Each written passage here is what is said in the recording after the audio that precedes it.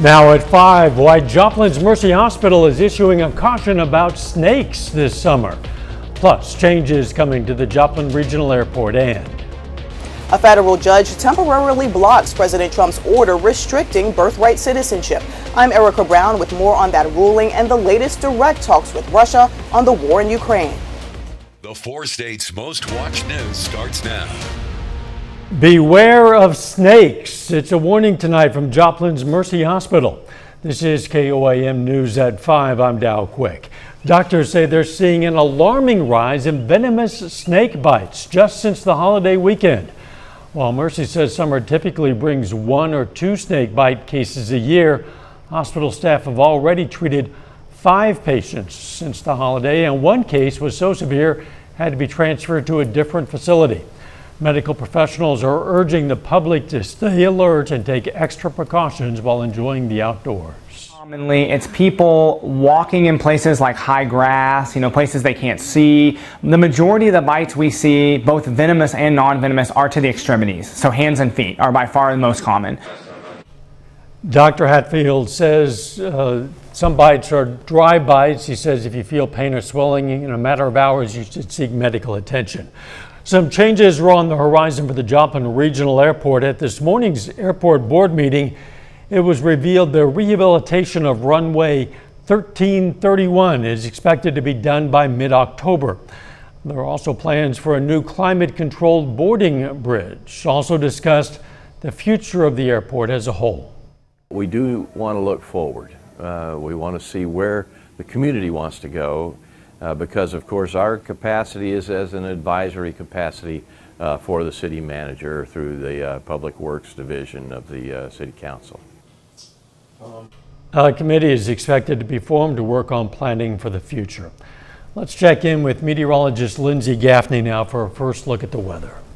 Well, so far we got pretty warm today. Low 90s, about 91 in Joplin and 90 in Pittsburgh. Now, current conditions out in the Joplin area. This is 7th and Range Line. We still have some cloudy skies, but temperatures about 91. It feels like 98, and we've got a southerly breeze out there, a little windy. Now, for the rest of the night tonight, most of us are going to see completely clear skies, but we are expecting an isolated storm or two, mostly to pop up out near Grove and Bentonville over the next several hours. But most of us, again, are looking good. You can see how we have those potential isolated little pop-up storms there in the south, but we're going to see potential showers and thunderstorms moving in on Friday. We don't have a big threat for severe weather, but over the next couple of days, that starts to ramp up. We're going to have the look coming up. See you soon. It's day 7 since the catastrophic floods in Texas, and the death toll has increased to at least 121. With more than 170 people still missing, the number is likely to go higher. Most of the missing are in Kerr County, where officials have been pressed to explain why a code red alert went out late. More than 2,000 responders are on the ground there helping with the search for victims. Much of that is happening along the bridges and banks of the river.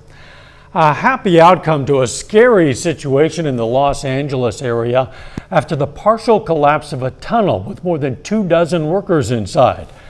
The workers were up to 6 miles from the tunnel's entrance when it happened, but all are safe. The tunnel is part of a major LA County sanitation project to transport treated wastewater to the ocean. The White House is criticizing a federal judge in New Hampshire who's issued a nationwide block on the president's executive order ending birthright citizenship.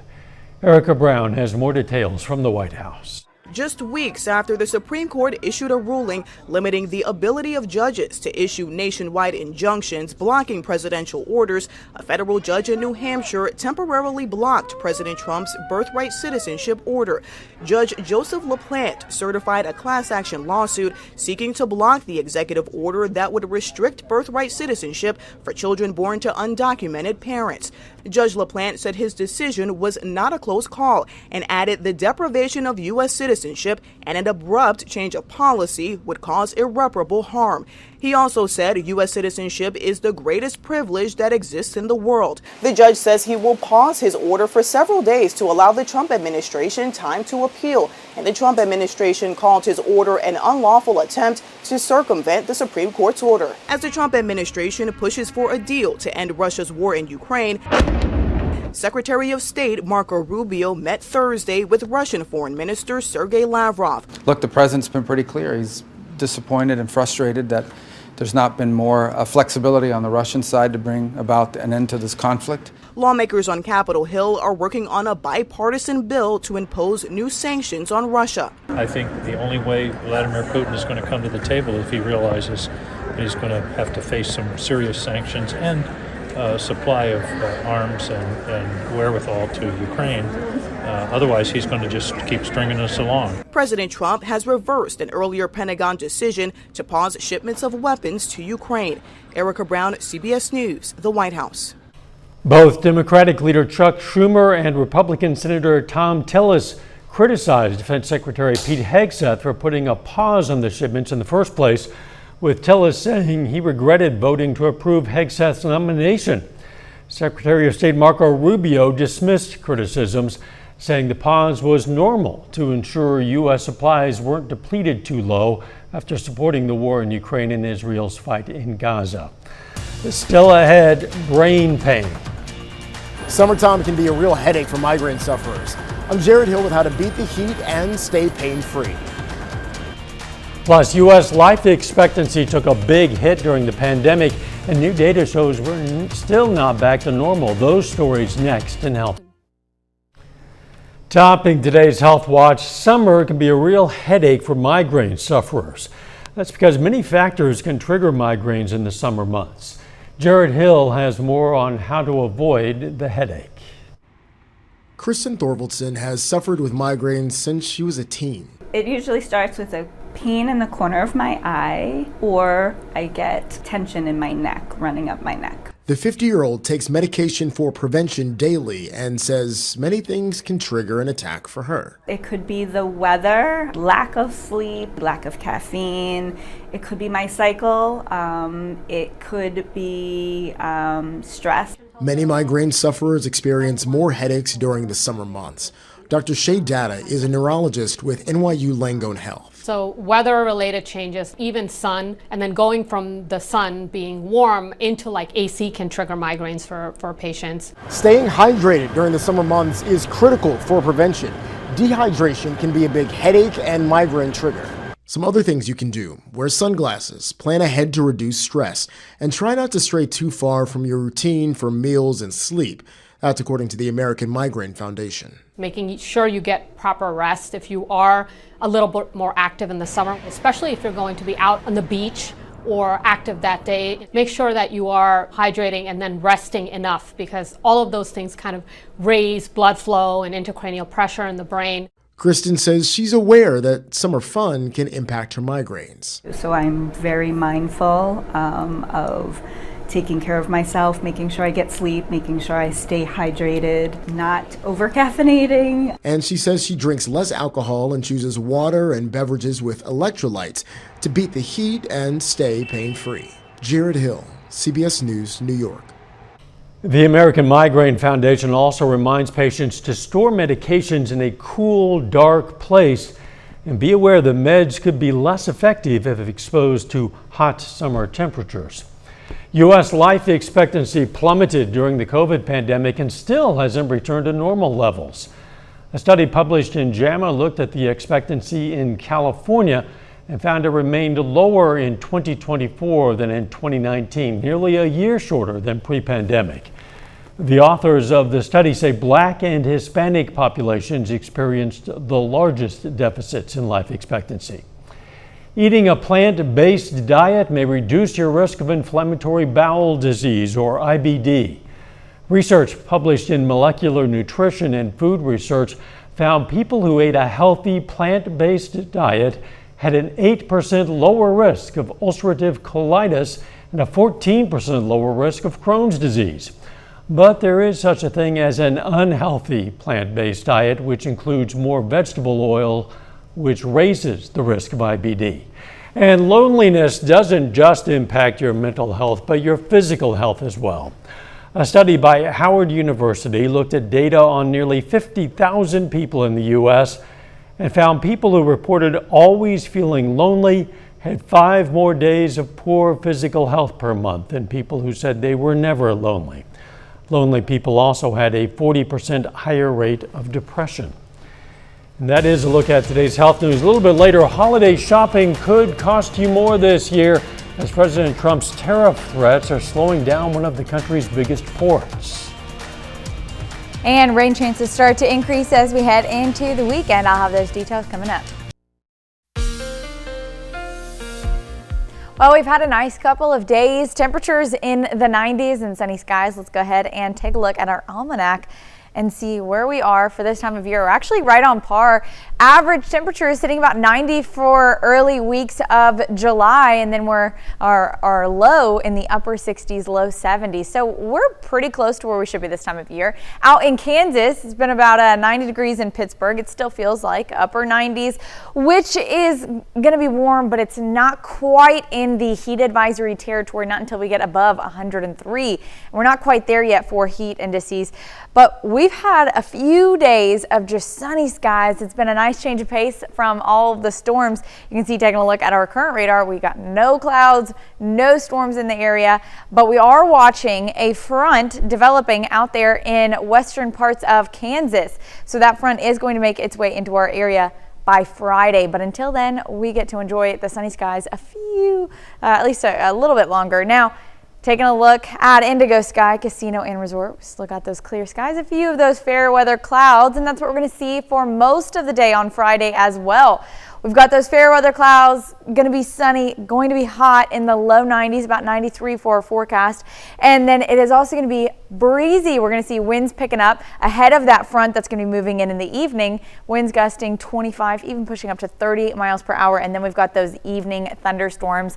Now, our main threat for the thunderstorms is going to be our wind threat, which we've been seeing during these summertime storms. We get these downburst winds that just cause 50 to 60 mile per hour wind gusts ahead of those storms. So let's go ahead and walk through the next couple of hours. We've got clear skies, but as we get into Friday morning, 9 a.m., going to start to see some clouds pushing in. Now, this is the initial part of that front. It tries to make it through, but our cold front actually retreats out of our area. So we just get a few clouds, but no rain until later in the afternoon. Now, this is 7:30.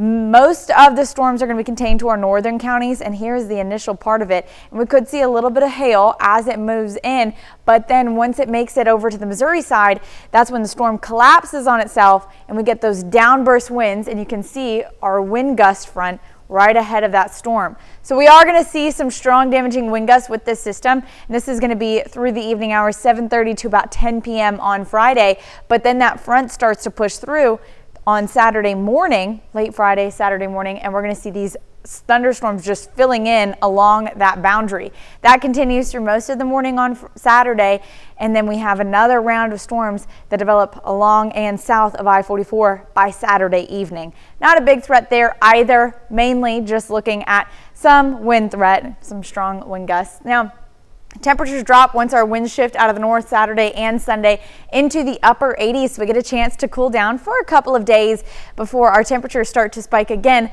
Monday and Tuesday, back in the low 90s.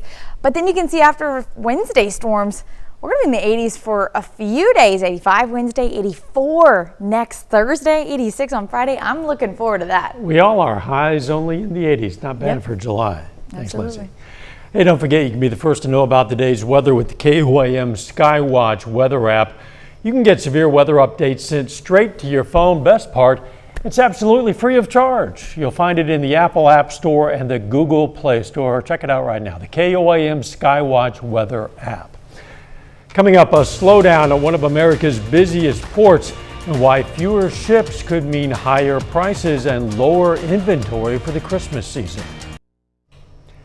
Topping today's Consumer Watch, President Trump is ramping up the pressure in his global trade war, targeting multiple countries with potentially steep tariffs on August 1st unless they reach a deal with the U.S. With back to school and holiday shopping around the corner, all this could have a big impact on what you see on store shelves. Jolene Kent went to one of the country's busiest ports to find out more. This is the Port of Los Angeles, where many of the holiday gifts you might buy this year first arrive on American shores. There's one ship here. What does it usually look like?